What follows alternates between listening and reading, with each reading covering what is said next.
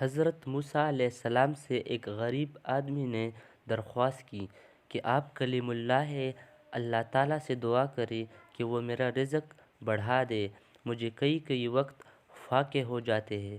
حضرت موسیٰ علیہ السلام نے بارگاہ خداوندی میں اس کی درخواست پیش کی تو بتایا گیا کہ اس آدمی کی قسمت میں قلیل روزی ہے، اس لیے ہمارے ہاتھ سے تھوڑا تھوڑا کر کے اسے روز دیا جاتا ہے تاکہ آخر تک ملتا رہے۔ اس شخص کو جب یہ بات معلوم ہوئی تو اس نے درخواست کی کہ آپ اللہ تعالیٰ سے سفارش کر کے میری قسمت کا سارا رزق مجھے ایک ہی بار دلوا دے۔ اللہ تعالیٰ نے حضرت موسیٰ علیہ السلام کی دعا قبول کی اور اس غریب شخص کو تمام زندگی کا رزق ایک ہی بار مل گیا۔ اس شخص نے فوراً لنگر خانہ کھول دیا اور اعلان کر دیا کہ جس شخص کے کھانے کا انتظام نہ ہو وہ ہمارے لنگر خانے سے پیٹ بھر کر کھانا کھا سکتا ہے۔ حضرت موسیٰ علیہ السلام کو اس کی اس حرکت پر تعجب ہوا۔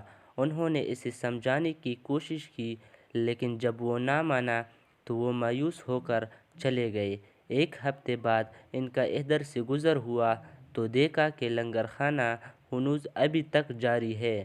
دوسری مرتبہ وہ 1 ماہ بعد اور پھر تیسری مرتبہ 6 ماہ بعد ادھر سے گزرے تو آپ نے حسب معمول اسی طرح لوگوں کو لنگر خانے سے کھانا کھاتے دیکھا۔ ان کا خیال تھا کہ اس غریب آدمی کی دریا دلی کی بدولت سارا رزق چند روز میں ختم ہو جائے گا، مگر لنگر خانہ ابھی تک مسلسل جاری تھا۔ آپ نے اللہ تعالیٰ سے عرض کیا، یا اللہ، یہ کیا قصہ ہے؟ اس کا تھوڑا سا رزق ابھی تک چل رہا ہے۔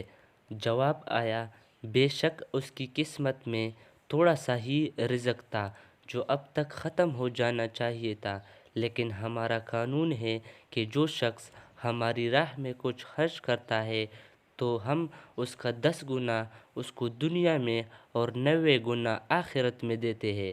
یہ شخص بھی اس قانون کے دائرے سے باہر نہیں، جتنا یہ ہماری راہ میں خرچ کرتا ہے اس کا 10 گنا ہم اسے دنیا میں ہی دے دیتے ہیں۔ اس میں تعجب کی کیا بات ہے؟